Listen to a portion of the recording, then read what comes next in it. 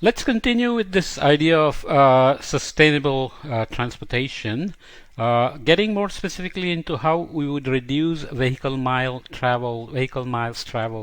What are the options? So, obviously, using pricing mechanism is a good idea, market-based policy to encourage users to reduce the number and distance of their trips and also not drive by themselves, so use ride sharing options and increase the number of passengers somehow.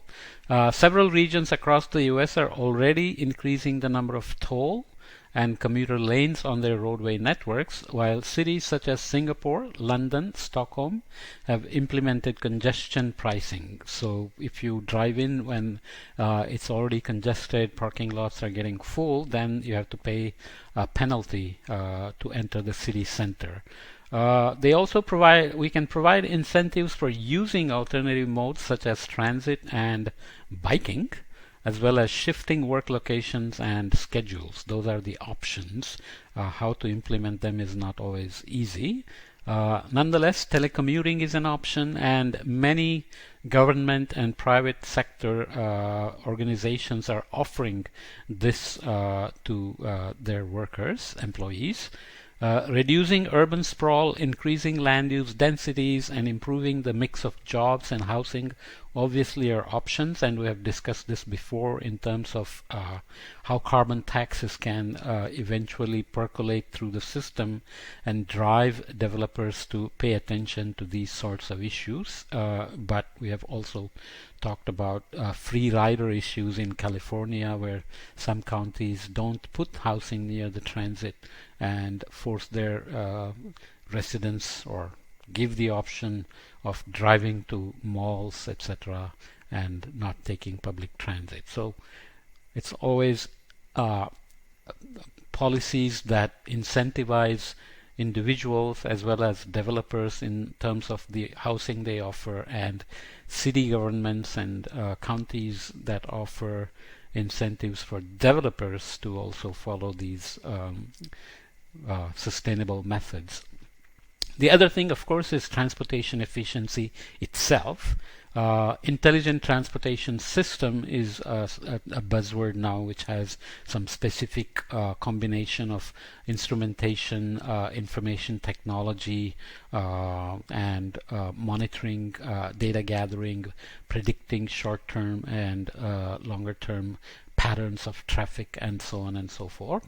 And they generally target three general area. One of them is congestion mitigation, so they can use advanced signal control, predictive ramp metering, which I will show a figure from somewhere else, incident management, so how quickly can you clear out an accident on a busy highway or a road that is going to get congested, and so on, and increase generally the mobility or the speeds at which the traffic moves along.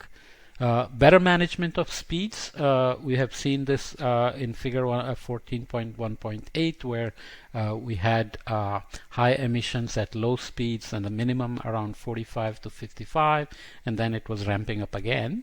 So this depends on roadway types, and they can use techniques such as variable speed limits and intelligent speed adaptation, which could include traffic conditions, seasonality, weather types, etc.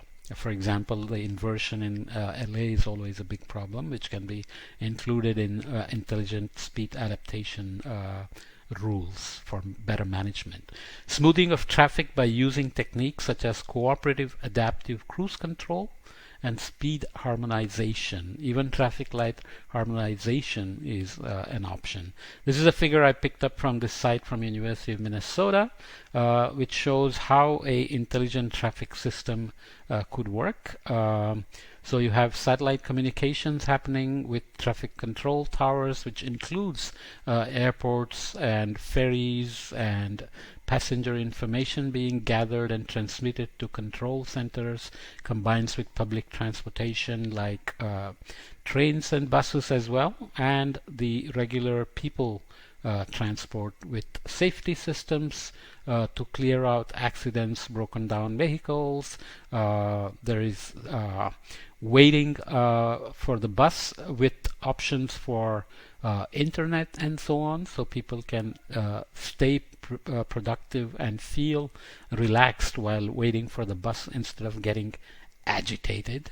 Trip planning can be included, traffic signs, obviously, toll collection, etc., etc. Fleet management, so including transportation of goods and services, and so on, right? This is what is called ramp metering. So when you are merging into the highway, depending on the traffic levels here or the congestion here, the ramps can offer options of how to make this merging smooth, because many accidents actually happen during merging and exiting, and the management of ramps and merging into traffic can actually save speeds, reduce congestion, and also reduce emission, of course. Okay, so this is from Europe. So there are eco-friendly intelligent transportation system technologies that are being categorized into three areas: vehicle systems, traffic management systems, and travel information systems, which generally include the options we already talked about. So it's reducing vehicle miles traveled, as well as managing traffic and smoothing out congestions and evening out the speeds and avoiding the speed ups, slowdowns, bottlenecks, and so on and so forth.